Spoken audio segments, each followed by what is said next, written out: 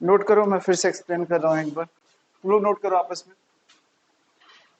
देखो इस क्वेश्चन में क्या दिया हुआ है, a car moves with a velocity uniformly increasing from 2 metre per second to 3 metre per second for 10 minutes. 10 minute के लिए क्या हो रहा है, 2 मिनट से 3 मिनट पर सेकेंड स्पीड बढ़ रहा है। फिर लिखा after which it keeps moving with constant speed. इस टाइम के बाद और 15 मिनट के लिए कांस्टेंट स्पीड से मूव कर रहा है। उसके बाद क्या हुआ, then it starts retarding for 5 minute. उसके बाद 5 मिनट के बाद स्पीड घटने लगा। रिटार्डिंग मतलब स्पीड घटेगा, एक्सीलरेटिंग मतलब स्पीड बढ़ेगा, और फाइनली स्टॉप कर जाता है। स्टॉप का मतलब वेलोसिटी जीरो हो गया होगा। तो बोलता है वीटी टाइम ग्राफ ड्रॉ करने के लिए और डिस्प्लेसमेंट निकालने के लिए टी इक्वल टू 10 मिनट में। तो देखो इसे कैसे सॉल्व करेंगे। तो यहाँ पे मैंने क्या किया, v और t का ग्राफ ले लिया, v और t का ग्राफ ले लिया और उसके बाद पॉइंट्स ड्रॉ कर दिया। जब जब इनिशियली मैंने इसको देखा था t इक्वल टू 0 मिनट पे, तो स्पीड था 2 मीटर पर सेकेंड।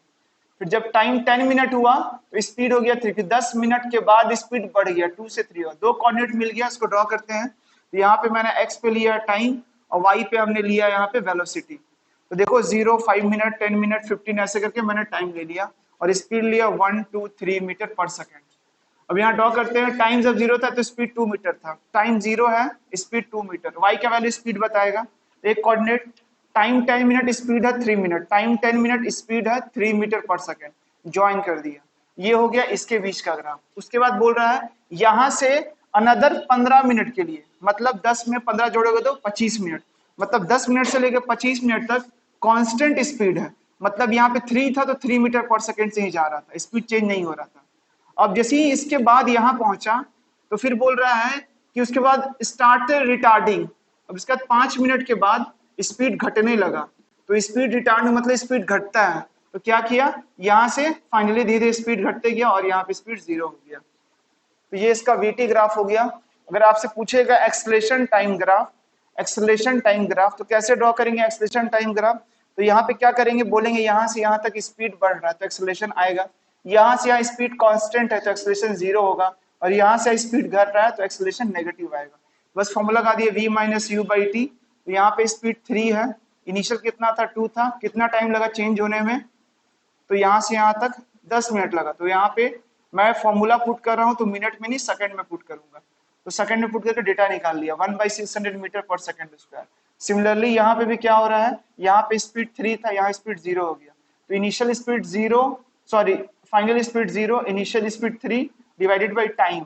टाइम यहाँ से यहाँ तक 5 मिनट लगा, मतलब 30 सेकंड लगा। तो इसको सॉल्व किया, ये कितना आ रहा -1/10।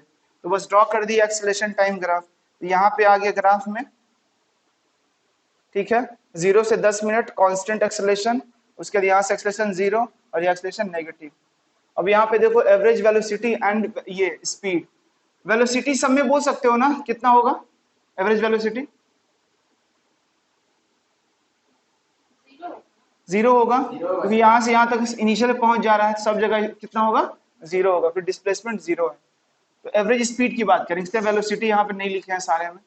तो यहाँ पे देखो ये कौन सा केस है, जब तुम्हें केवल वेलोसिटी दिया हुआ है और डिस्टेंस तुम इक्वल ट्रैवल कर रहे हो, तो उस केस में तुम कैसे निकालोगे एवरेज स्पीड। तो बोलोगे total distance by total time. Distance unknown के टर्म में ले लोगे, x चले तो इधर भी x चले, तो x प्लस x 2x हो गया। टोटल टाइम कैसे निकालो, टाइम नहीं दिया हुआ है, डिस्टेंस दिया हुआ है और उस डिस्टेंस को किस स्पीड से कवर किया वो दिया हुआ है। तो speed equal to distance by formula लगा के तुम यहाँ से टाइम निकाल सकते हो। टाइम कितना आएगा, distance by speed, distance by speed. तो डिस्टेंस x चला v1 स्पीड से, डिस्टेंस बाई स्पीड। सॉल्व किया, x प्लस 2x और x कॉमन लिया कट गया, सॉल्व किया v1 इंटू v2 एलसीएम लोगे तो v1 इंटू v2 ऊपर चला जाएगा, v1 into v divided v1 plus v2। दूसरा केस है, यहाँ पे distance is not given, distance नहीं दिया हुआ है।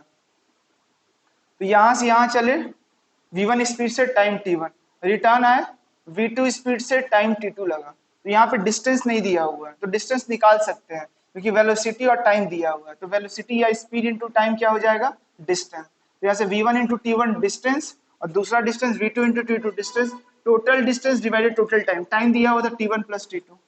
थर्ड में क्या है, स्पीड इज नॉट गिवन, तो यहाँ पे डिस्टेंस दिया हुआ है लेकिन, और टाइम दिया हुआ है, स्पीड नहीं दिया हुआ है। तो सिंपल है ये, total distance by total time.